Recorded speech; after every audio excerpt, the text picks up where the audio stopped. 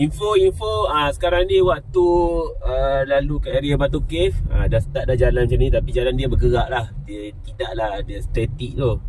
Tapi bergerak-gerak slow-slow macam ni lah.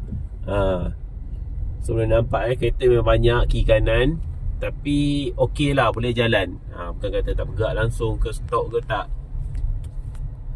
Okey, ini keadaan sekarang. Ada abang-abang polis yang jaga. So trafik lancar lah, nampak ni. Dia tak adalah jam sangat. So boleh bergerak. Tu dia dah nampak dah Batu Cave.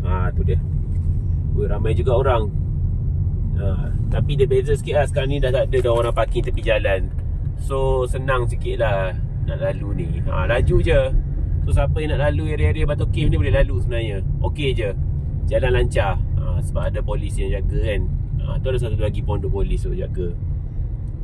So ni lah dia. Boleh tengok kat tangga sana tu, begitu ramai orang. Ramai betul tu.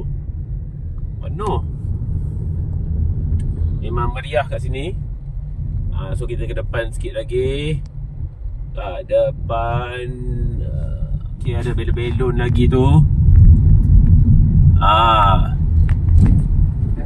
Okay. Ni bukan stop tau. Ni sebab orang slow je. Dia bukan jam. Ni sebab orang slow. Ni kita ke depan lagi. So boleh nampak ramai gila orang. Ni ni pun ramai. Yang penting jalan lancar. Tak ada jam-jam sangat. Ni ramai orang keluar ni. So siapa lalu area Gombak boleh lalu. Jangan risau, tak jam sangat lah. Okey je sebab ada polis yang jaga.